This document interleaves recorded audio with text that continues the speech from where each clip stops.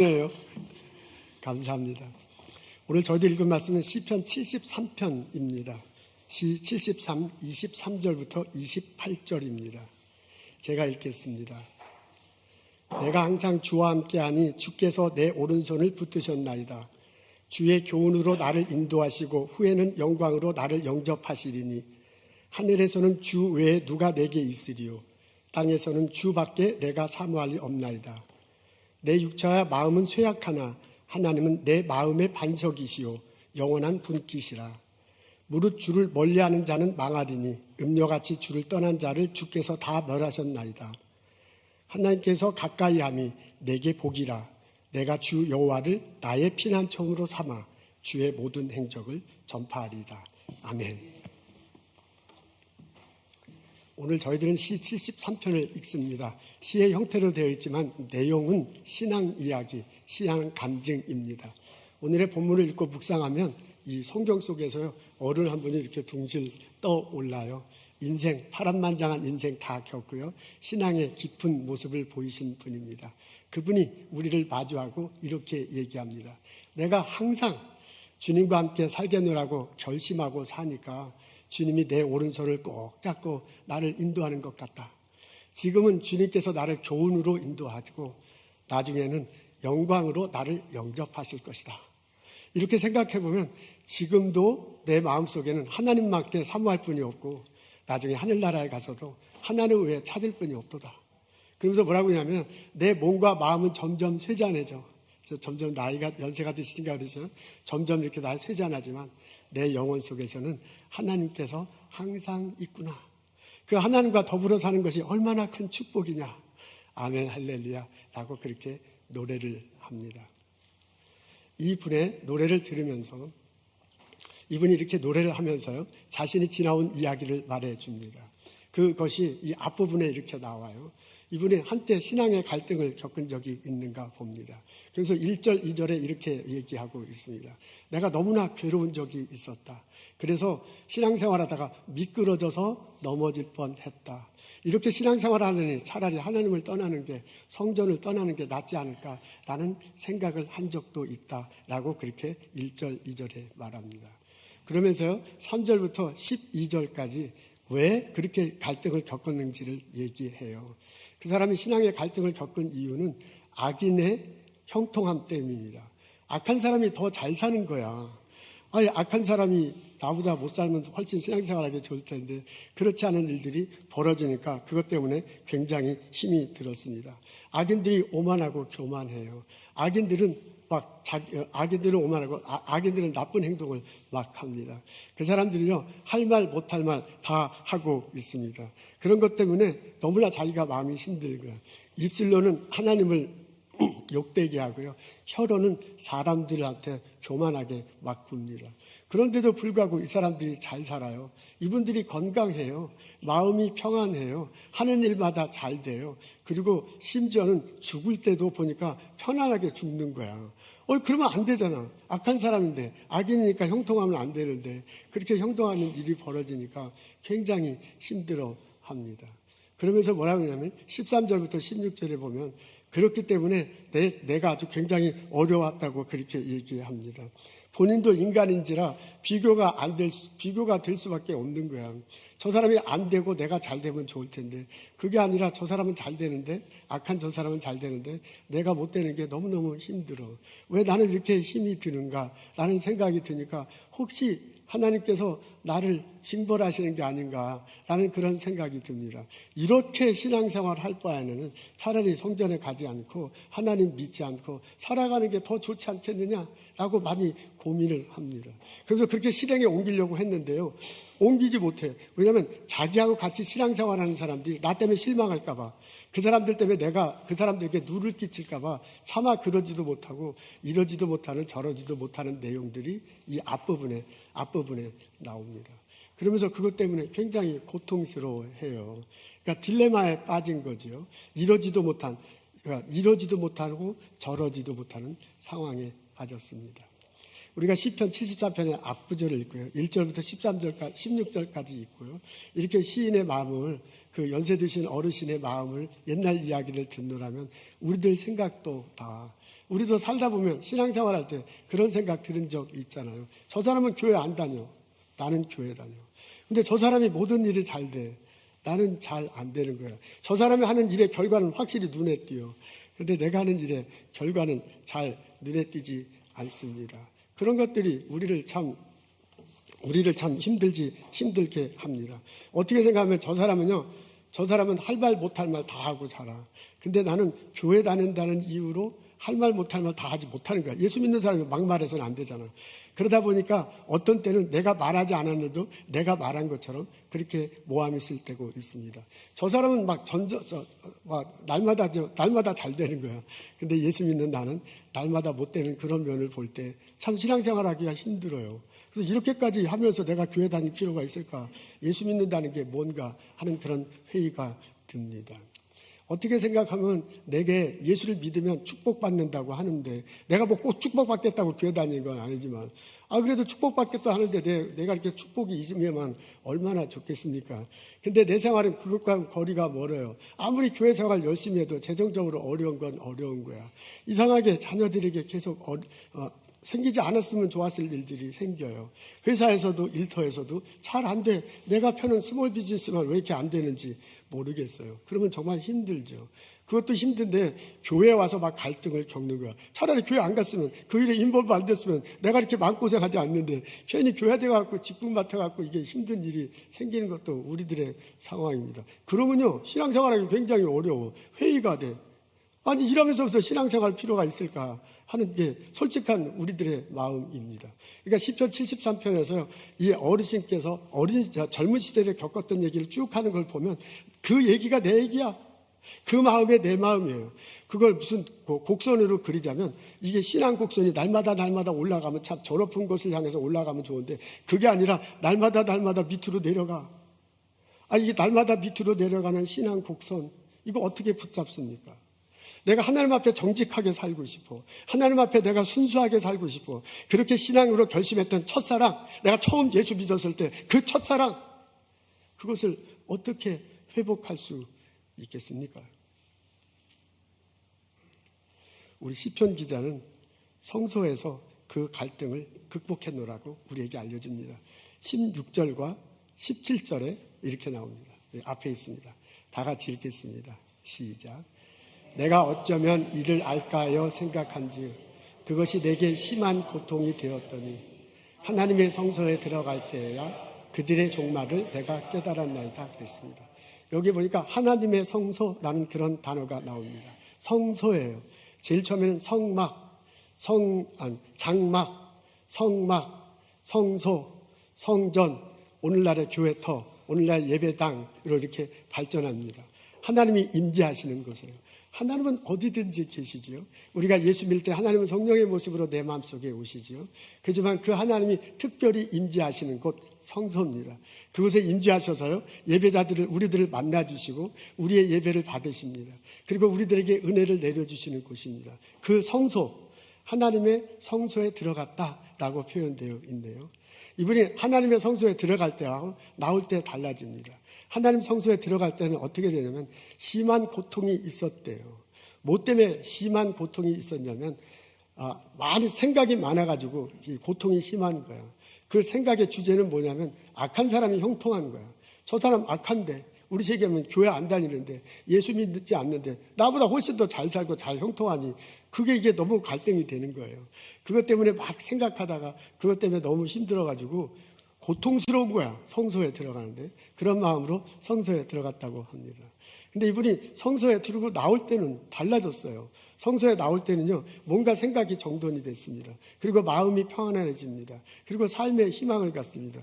그게 16절 17절 뒷부분에 보면 쫙 뒷부분에 얘기하는 거 보면 그걸 다 추측할 수 있어요.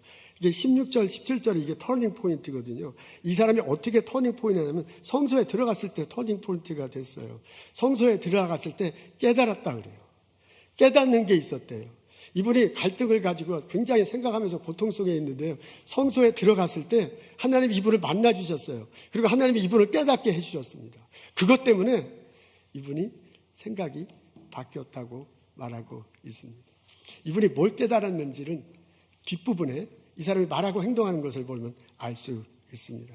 이분은요, 두 가지로 요약할 수 있습니다. 첫 번째는 뭐냐면 하나님이 이 온 우주 세계를 만드시고 주관한다는 것을 다시 한번 깨닫게 됩니다.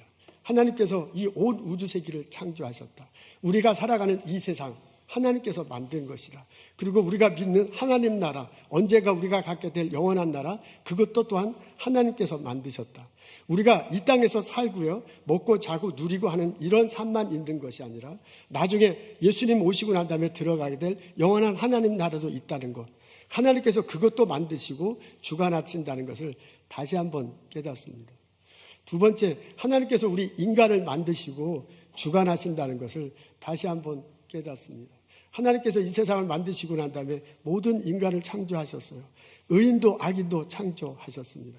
그리고 그 하나님께서 때를 따라서 복을 주시고 벌을 주시기도 합니다. 이것이 극명하게 나타날 때가 있는데 그때가 어때냐면 우리가 이 세상을 끝내고 하나님 나라로 가게 될 그 길목에선 극명하게 나타날 것입니다. 하나님을 고백하고 이렇게 살아간 사람은 그 길목을 넘어서 하나님 나라에 가서 영원히 살게 될 거야. 근데 하나님을 믿지 못하고 악하게 산 사람은 그 길목에서 멈추게 됩니다. 이 시편 기자는 뭐라 하면 그 길목이 곧 절망의 순간이 될 것이다 라고 말하고 있습니다. 악인은 멸망할 때가 있다. 지금의 영화는 언제 한낮의 꿈처럼 사라질 때가 있다. 지금의 번영은 미끄럼틀 위에 올라가서 쭉 내려가는 것처럼 없어질 때가 있다. 악인은 분명히 멸망한다. 그것이 하나님의 뜻이다 라는 것을 깨닫게 됩니다. 이렇게 깨닫고 나니까 마음속에 평화함이 생긴 거예요. 이렇게 깨닫고 나니까 생각이 정리되고요. 앞으로 어떻게 살아갈지가 마음속에 확신이 세요. 그래서 이분이 어떻게 하냐면 나는 하나님과 항상 더불어 살아가겠다. 그렇게 얘기해요. 나는 항상 하나님과 더불어 살아가겠다고 결심하니까 하나님이 내 오른손을 잡아주고 나를 이끄는 것 같다. 하나님이요, 지금은 교훈으로 나를 인도하시지만 나중에 하나님 나라에서는 영광으로 나를 영접하실 것이다.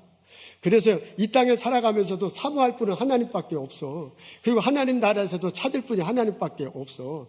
그리고 나는 지금 점점 몸이 이제 연세가 드셔서 마음과 영혼이 쇠잔해지는 거죠. 점점 이렇게 되지만은 내 마음속은 하나님으로 가득 차.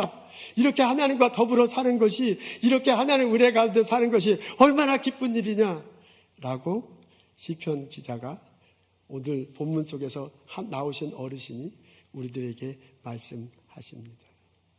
이 시편 기자의 이야기가 나의 이야기가 됐으면 좋겠습니다. 그 시편 기자의 고백이 우리들의 고백이 되기를 주님의 이름으로 기도합니다. 우리가 오늘의 본문을 이렇게 읽고 묵상하면 이 본문 속에서 툭 나오신 어르신께서 나에게 손을 내미십니다. 우리 신앙의 갈등을 겪고 살아가는 나에게 다가오십니다. 여러분, 우리 중에서요, 악인의 형통 때문에 고통스러워하는 사람 있어. 나 교회 다녀. 열심히 봉사해. 근데 내 일은 잘 안 돼. 저 사람 교회 다니지 않아. 근데 잘 되는 것. 그것 때문에 괴로워하는 사람 있을 수 있습니다. 그것이 이슈가 되지 않고 또 다른 것으로 해서 건강 문제로 해서요, 또 여러 가지 이슈로 해서 신앙적 갈등 일으키는 사람 있을 수 있습니다. 이러니 차라리 교회 다니지 않는 게 낫지 않느냐, 하나님 떠나는 게 더 속편하지 않는가, 그런 갈등 속에 낙심하고 힘들어하는 사람 있을 수 있습니다. 그런 우리에게 다가와요. 우리에게 손 내밀면서 성소에 갑시다. 성소에 가면 하나님께서 당신을 만나 주실 것입니다. 하나님께서 당신의 마음을 어루만져 주실 것입니다. 하나님께서 낙심했던 당신을 세워주고 새로운 희망을 갖도록 깨닫게 해주실 것입니다 라고 나에게 손 내밀고 초청하십니다. 우리는 하나님께서 이 어르신을 어떻게 성소에서 만났는지 성경에는 잘 나와 있지 않습니다. 그래서 어떻게 만났는지는 잘 모르겠어요.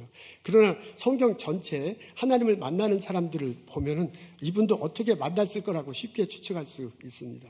아마도 이분이 그런 갈등을 가지고, 영적 갈등을 가지고 성전에 처음 들어오자마자 하나님께서 그에게 말해 주셨을지도 모릅니다. 그것은 마치 사무엘이 잠자는데 하나님께서 말하시잖아요. 그리고 직접 막 이 마음의 귀로 들리는 것 같잖아요. 그래서 어이구, 야, 제사장이 불렀는가 보다 하고 일어서는 것처럼 그분이 성전에 들어올 때 딱 하나님께서 그분의 가장 고민하는 것을 딱 터치해 주셨을 수도 있습니다. 아마도 이분이 기도하는 가운데 하나님께서 그 기도를 들어주시고 응답하셨을지도 모릅니다. 여러분, 한나가 아들 못 낳는 것 때문에 얼마나 고통스러워요. 그것 때문에 성소에 와서 막 울부짖으며 기도할 때 하나님께서 그 응답하시잖아요. 들어주시잖아요. 그런 일이 있었을지도 모릅니다. 아마도 이분은 들어와서 다 같이 찬양 드릴 때 그 찬양의 가사 때문에 성가다가 찬양을 드릴 때 그 성가대의 가사를 통해서 저거다 하고 느낌으로 다가왔을 수도 있습니다. 여러분, 시편 73편은 아삽이라는 사람이 졌대요. 그분은 성가대 지휘자예요. 그분은 성가대 대장, 오늘날 치면 성가대 지휘자나 대장 같은 분이에요. 이제 그분이 쓴 거거든요. 그분이 자신의 신앙 고백이거든요. 그렇다고 보면 이분이 성전에 들어가서 드리는 찬양 때문에, 우리가 다 같이 부르는 찬송 때문에, 성가대 부르는 찬양 때문에 뭔가 그 가사 속에서 본인에게 은혜가 됐을 수도 있습니다. 아마도 이분은 하나님 말씀이 이게 나에게 해주시는 말씀이구나 라고 그렇게 들었을 수도 있어요. 여러분, 느헤미야 보면 수문 앞 광장에서 이스라엘 백성들이 다 모이잖아요. 그리고 성경 읽는 장면 나와. 그 성경 다 읽고 난 다음에 스몰 그룹으로 나눠서 토의하는데 막 토의하다가 막 울어요. 너무나 우니까 느헤미야하고 막 말려 울지 마라. 오늘 종일 나는데 왜 우냐 하니까, 그런데도 막 우니까 이제 나중에 기름진 거 먹을 때, 우리 시기에 하면 단 거 맛있는 거 먹을 테니까 울지 말라고 막 말리는데도 막 이 사람들이 울어요. 이게 하나님 뜻이구나. 이게 몰라서 이렇구나. 그래서 보면 이렇게 나오잖아요. 그렇게 해서 하나님 말씀을 통해서 들었을 수도 있어요. 그러니까 이분이 어떻게 깨달았는지 몰라. 근데 분명한 것은 이분이 성소에 들어갔을 때 하나님 이분을 만나주셨어요. 그리고 이분의 마음을 만져주셨어요. 그리고 이분에게 깨닫게 하셨어요. 하나님의 뜻을 알게 했었어요. 그래서요, 나 혼자 사는 게 아닙니다. 하나님이 나와 함께 하시는구나. 그분이 나의 삶을 인도하는구나 라는 것을 깨닫게. 그러면서 고백한 게 오늘 우리가 성경을 읽은 거예요. 나는 이제 이 나이 돼서 알게 됐는데 나는 이제 하나님과 더불어 살겠다 라고 내가 이렇게 고백하니까 하나님께서 맨날 내 오른손을 잡고 이렇게 잡아주고 사는 것 같대요. 그래서 이 땅에서는 하나님이 나를 교훈으로 인도하셔. 근데 나중에 내가 하나님 나라 갔을 때 나를 영광의 하나님이 나를 영접하실 것이다. 그래서 내가 앞으로 이 땅에 이제 남은 인생 얼마 되는지 모르지만 이 땅에 살아가면서 나는 하나님만 사모하겠다. 그리고 내가 하늘나라에 가서도 하나님만 찾겠다라고 그렇게 얘기해요. 내가 이렇게 고백하고 사니까 하나님이 내 안에서 반석처럼 이렇게 더불어 사는 것이 얼마나 기쁨일까 라고 그렇게 고백하고 있습니다. 여러분, 이 고백 우리도 마음속에 받아들이며 이분이 같이 가자고 하는 그곳에 우리가 같이 가서 하나님께 나아갔으면 참 좋겠습니다. 여러분, 내가 하나님께 나아갈 때 하나님은 성령의 모습으로 우리를 만나주십니다. 두세 사람이 있는 곳에서 내가 너희들과 함께 있겠다고 하셨습니다. 우리가 예수 그리스도의 이름으로 이곳에 오시고 예배드리고, 하나님 나 이렇게 괴롭습니다. 이것 때문에 신앙적 갈등이 있습니다. 차라리 교회를 떠나는 게, 차라리 신앙을 그만두는 게, 하나님을 예배하는 게 더 나았다라는 생각이 들지도 모릅니다 라고 내 아픔을 이야기할 때 하나님이 성령의 모습으로 우리를 만나주십니다. 하나님은 우리를 성령의 모습으로서 우리를 위해서 기도합니다. 우리가 연약할 때 말할 수 없는 탄식으로 우리를 위해서 기도해 주신다고 했어요. 내 아픔이 무엇인지 알고 계세요. 내가 기도할 때 듣고 계세요. 그러면서 나를 위로해 주고 계실 겁니다. 그 성령님은요, 우리에게 가르침을 주십니다. 내가 무엇을 할 것인가, 누구를 만날 것인가, 어떻게 할 것인가, 하나님께서 성령님 불러서 일일이 말씀해 주세요. 그게 설교를 통해서 들려올 수도 있어요. 그게 기도할 때 들려올 수도 있어요. 그게 사람들과의 관계 속에서도 들려올 수 있습니다. 하나님이 성령의 모습으로 내게 말씀해 주십니다. 여러분, 그 하나님께서요, 내게 오셔가지고요, 성령의 모습으로서 나를 위로하세요. 그러니까 내 마음을 어루만진다. 이건 경험해보는 수밖에 없는데, 하나님께서 내 마음을 어루만져 주시고 나를 세속케 하시고 희망으로 이렇게 돋게 해.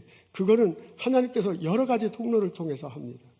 여러분, 성소에 처음 들어왔을 때, 교회에 처음 들어왔을 때 이 교회당 안에 독특한 그 분위기가 있어요. 그게 라이트일 수도 있고요, 냄새, 향기일 수도 있고요, 자리 배치일 수도 있어. 이게 처음 들어왔을 때 사람의 얼굴 표정이 있어요. 그러니까 그런 것 통해서 내가 웰컴 받는다, 아니다, 그런 거 그냥 느끼잖아요. 그런 어떤 느낌 속에서 하나님께서 나를 이렇게 받아들이는구나 라고 그렇게 생각할 수도 있습니다. 여러분, 그것은 내가 자리에 앉아서 기도하는 순간 성령님께서 나를 다가오셔서 위로할 수도 있습니다. 우리 신앙생활 하다 보면 그거 느낄 때 참 많아요.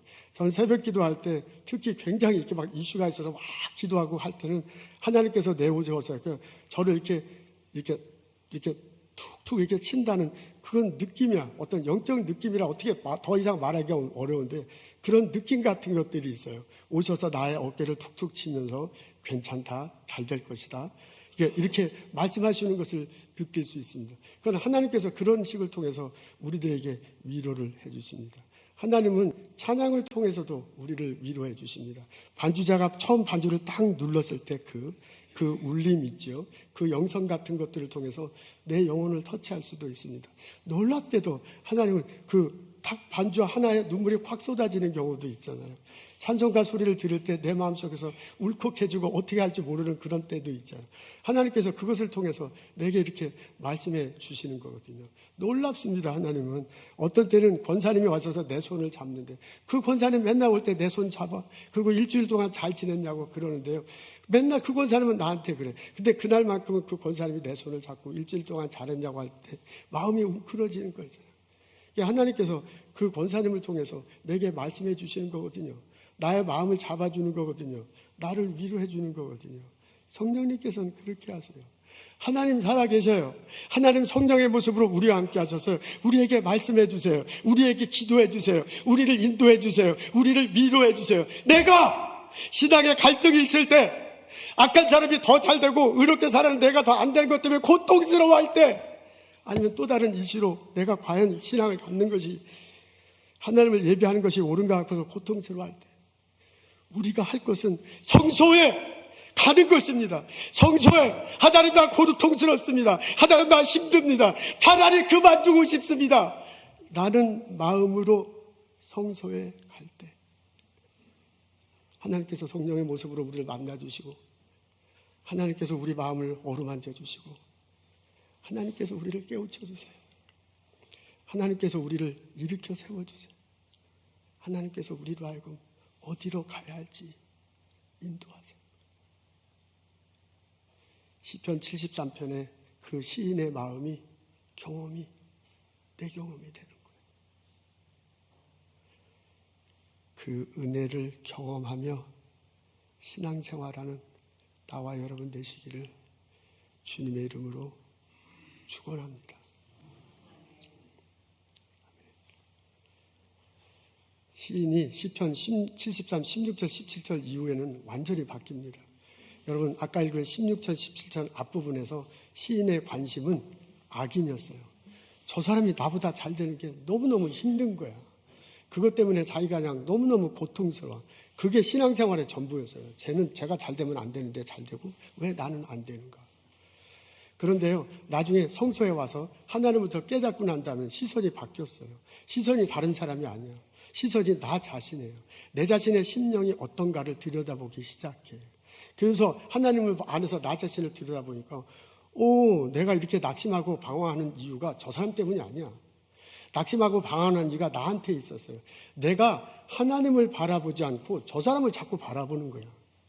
내가 하나님 은혜로 살아간다라고 고백하지 않고 저 사람이 하는 만큼 나는 하는데 왜 나타나지 않는가 나는. 그것 때문에 내가 너무너무 힘들어하는 거예요. 나는 하나님 붙들고 사는 게 아니라 저 사람과 비교하고 비교해서 내가 더 잘내야 되는데 그렇지 못하니까 그것 때문에 괴로워한 거예요. 그런 자기 자신을 봅니다. 그러면서 하나님을 바라보지 않았구나. 하나님 뜻대로 살려고 하지 않았구나. 그리고 자꾸 옆을 봤구나 하는 그 자신에 대해서 고통스러워해요. 그러면서 그것을 회개합니다. 그러면서 내가 그렇게 사는 내 모습이 짐승 같았다라고 그렇게 표현해. 내가 이제까지 사는 게 짐승처럼 살았구나. 인간처럼 산 게 아니라 신앙인처럼 산 게 아니라 짐승 동물하고 똑같았구나. 라고 그렇게 고백해요. 그러면서 이분이 완전히 바뀝니다. 그리고 난 다음에는요. 시선이 온전히 하나님 앞에 가는 거예요. 성소에 와서 깨닫기 전에는 악인이 보였어요. 저 사람이 잘 되면 안 되는데. 성소에 와서 깨닫고 난 다음에는 내 자신이 보여. 내가 하나님과 함께 살지 못했구나. 근데 성소를 떠나고 난 때는 이제는 하나님 보고 살겠다고. 내가 항상 하나님과 함께 살겠다고 고백하니까 하나님이 내 오른손을 붙잡고 가는 것이 느껴진다라고 그렇게 얘기하죠. 그러니까 내 앞에 손잡고 간 그분만 보이는 거지 그 뒤에 손잡고 간 나도 안 보여요. 그렇게 손잡고 따라가다 보면 저 옆에 있는 사람, 악인이 잘 되든 뭐든 잘 안 보여. 나는 하나님만 본다. 이게 복이 아니냐라고 고백하고 있습니다. 성소에서 하나님을 만났습니다. 성소에서 하나님으로부터 깨달음을 얻습니다. 그러면서 이분의 시선이 완전히 바뀌어요. 이제 하나님만을 바라보고 하나님 주시는 은혜 때문에 그 복을 누리며 살겠다고 고백합니다. 이 고백이 우리들에게도 있기를, 우리들에게도 경험하기를 주님의 이름으로 축원합니다. 제가 30년 전에 전도사 시절에 있었던 일입니다. 제가 1988년도에 미국에 왔는데요. 87년도에 마포구에 한석교회라고 있습니다. 감리교회입니다. 거기서 전도사를 하던 시절에 있었던 일입니다. 그때 제가 중등부 담당 전도사였어요. 목요일날 저녁인데, 목요일날 저녁 한 8시쯤 됐는데 제가 퇴근하고 싶은데 담임 목사님께서 퇴근을 안 하셔가지고 퇴근을 못하고 일하는 척 하면서 꿍시렁꿍시렁 하고 있었습니다. 근데 이제 밤 8시가 됐는데 누가 교회 문을 꽝꽝꽝 막 두드리는 거예요. 그러면서 목사님 어디 있어요? 담임 목사님 어디 있어요? 이게 한눈에 이게 들어도 이게 술 취했어요. 그래서 제가 깜짝 놀라가지고 이게 웬일인가 하고 교회 문을 열었더니 그게 교회 집사님이요. 막 술이 취해가지고 그냥 담임 목사님 어디 있어요? 나오세요. 막 이러면서 부르는 거예요. 그래서 제가 깜짝 놀라서 집사님 이게 술 취해갖고 교회로 오시면 어떻습니까? 하고 이러는데 내 뒤에 담임 목사님이 있으셨나 봐요. 그러니까 나는 못 봤는데 이 집사님이 목사님 저가 왔습니다 하고 이렇게 잡으려고 하는데 목사님이 약간 뒤를 물러서는 바람에 글쎄 목사님 멱살을 꽉 잡았어요. 그래서 목사님 멱살을 잡고 목사님 내가 할 말이 있습니다. 본당에 들어가서 해야 됩니다. 그러면서 멱살을 잡고 그냥 목사님 잡고 들어가는 거예요. 근데 그 교회가 2층에 있었는데 2층을 이렇게 막 멱살 잡듯 팔 잡듯 이렇게 올라가는데 담임 목사님이 그냥 따라 올라가요. 근데 이제 본당 앞에 딱 오더니 이분이 그냥 거기서 엉엉대면서 막 울어. 그리고 막 뭐라고 말하고 막 얘기를 하는데 저는 겁나가지고 제가 그때 29살이었어요. 이럴 때는 도대체 어떻게 해야 되는지 막 몰라가지고 저도 전도사 나름대로 10년 해갖고 산전수전 다 겪었는데 그럴 때는 어떻게 해야 될지 모르겠더라고요. 그래갖고 집사님, 목사님 여기 있고 나는 저 중간쯤 있는데 그 집사님 막 술 취해갖고 말하는데 내용은 이런 거예요. 설교 시간에 목사님이 하라는 대로 자기가 했대요. 이분이요 아주 좋은 대학교 나왔어요. 그리고 대기업에 다닙니다. 여러분 우리도 다닐 거 아주 그 대기업에 다니시는 아주 잘 나가는 분이에요. 깜짝 놀랐어. 근데 이분이 와서 회사에서 뭘 했는데 목사님이 하라는 대로 그게 엄청나게 안 되는 거예요. 그래갖고 그냥 상사한테 엄청나게 깨진 모양이에요. 그래가서 누구누구 막 욕하면서요. 막 별 얘기를 다 해요. 그래갖고 막 속이 상해가지고 이제 그러는 거예요. 근데 이제 내가 어떻게 할지 몰라갖고 멍하니 있었는데 한 30분 지나니까 담임 목사님이 나보고 가래요. 조전도사는 가래요. 그래서 저는 잘 됐다 하고서 나왔습니다. 그 다음날 주일날이 됐습니다. 주일날 가서 그 남자 집사님을 만났어요. 그때 그 집사님이 나보고 조전도사님 안녕하십니까 하고 깍듯이 인사를 해요. 그 남자 집사님의 부인이 저 중등부 선생님이에요. 그래갖고 너무너무 잘하거든요. 이제 언제 그런 일이 있으냐 아주 깍듯이 인사를 하니까 이럴 때는 내가 어떻게 대해야 하는지 참 당황스럽습니다. 그래서 제가 이런 생각을 해봐서 도대체 내가 떠나고 난 다음에 무슨 일이 있었는가. 내가 곰곰이 생각하니까 3가지 중에 하나야. 첫째, 이분이 완전히 필름이 끊겨갖고 자기가 무슨 일 했는지를 모르는 거야. 그래갖고 담임 목사한테 전도사한테 무슨 말 했는지 모르고 그냥 자기는 술이 깨갖고서 이제 교회에 나와서 이제 집사로 활동하는 거예요. 그게 첫 번째이고 두 번째는 일단 목사님이 아내 집사님을 불러다가 데리고 가라고 그러고 그날 가고 나서 그 다음날 불렀어. 그러면서 어떻게 집사가 목사님한테 술 주정하느냐 막 이제 혼내고 다음부터 이러지 말라. 그리고 이제 없던 일로 하자. 그렇게 했을 가능성이 있어요. 그게 두 번째입니다.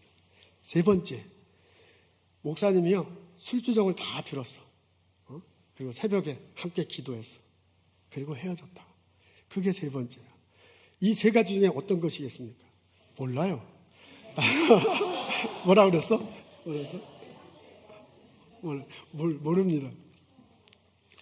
모릅니다. 그 남자 집사님이요 창피해갖고 내가 어떻게 물어보겠어요. 그리고 목사님은 너무너무 무서운 분이에요. 그래서 물어보질 못했어요. 제가 이 이야기를 아직도 기억하는 이유는 그 담임 목사님 태도 때문입니다. 그분이 굉장히 강경한 분입니다. 성격이 막 불같은 분이에요. 그래서 전도사들은 얼굴을, 이게 눈과 눈을 마주치지 못했어요. 제가 2년 다녔는데도 항상 이러면 다녔거든요. 근데 그분이요, 그 집사님이 와서 술 주정하는데 그걸 그대로 다 받아줘요. 저는 그게 굉장히 인상 깊었습니다. 아니, 저분은 절대로 저럴 분이 아니거든요. 근데 어떻게 저 술 주정을 다 이렇게 받아들이는가. 저는 왜 그랬느냐고 물어보지 않지만은 믿음 안에서, 이건 내 상상이야. 믿음 안에서 그 담임 목사님이 이렇게 생각했을 것 같아요. 굉장히 힘들구나. 얼마나 힘들면 술 취해서 교회까지 왔고 목사한테 따지겠나. 근데 이렇게 힘들 때 다른 데 가서 사고 칠 수 있잖아요. 그러지 않고 적어도 성전에 왔거든요. 적어도 성전에 와서 담임 목사한테 얘기하고 기도하겠다고 술 취해서 왔긴 왔지만 왔다는 거, 그걸 높이 사지 않았을까? 나는 그렇게 추측해요. 그분이 아무리 무서운 목사님이어도 목사님은 목사님이잖아요. 그래서 저는 이렇게 상상해. 나 떠나고 난 다음에 그 술주정 다 듣고, 그렇구나, 사정 다 듣고, 새벽에 열심히 두 사람이 기도해. 그리고 아침에 해장국 가서 해장국 먹고, 이제 그 일 없던 거다 하고 헤어졌을 거다 라고 나는 그렇게 추측합니다. 어떤 일이 있었는지 저는 모릅니다. 근데 분명한 거는 그 술 취해서 온 젊은 집사님이 성전에 와서 어떤 식으로든 하나님의 만져주심을 경험했다는 것입니다. 오늘 저희들은 시편 73편을 읽습니다. 우리 시편 73편을 그러면 우리 장로님 같은 어르신들이 툭 이렇게 나와요. 그리고 그분이 나한테 얘기해. 신앙의 갈등이 있을 때, 이렇게 신앙생활하는 게 과연 올바른가 되물음이 될 때 성전에 가십시다. 하나님이 만나주실 것입니다. 하나님이 만져주실 것입니다. 하나님께서 낙심했던 여러분의 소망을 주실 것입니다. 그 어르신의 손을 잡고, 그 연세 많으신 장로님, 권사님 같은 그분의 손을 잡고 성소에서 하나님께 나와 기도하는 나와 여러분 되시기를 주님의 이름으로 축원합니다. 기도하겠습니다. 하나님, 주님 앞에 나올 수 있어서 참 감사합니다. 내가 고통스럽고 괴로울 때 이 사람 붙들고 저기 가서 이렇게 저렇게가 아니라 적어도 성전에 나와서, 적어도 이 집에서 하나님이 임재하신다. 그분이 성령의 모습으로 나를 만나주신다. 나의 기도를 들어주신다. 내게 말씀해 주신다. 나를 위로해 주신다. 고백하고 성전에 나와서 기도할 수 있는 믿음을 주옵소서. 내가 그렇게 나와서 울부짖고 기도해. 아무것도 말하지 못하고 침묵하고 있을 때 내게 오셔서 나를 만져주시옵소서. 나를 위로해 주옵소서. 내 신앙을 새롭게 하시옵소서. 하나님이 원하시는 곳으로 나를 이끌어 가옵소서. 이제부터는 하나님만 붙들고 살겠다 고백하며 살아가는 저희들 되게 하옵소서. 감사합니다. 예수님 이름으로 기도합니다.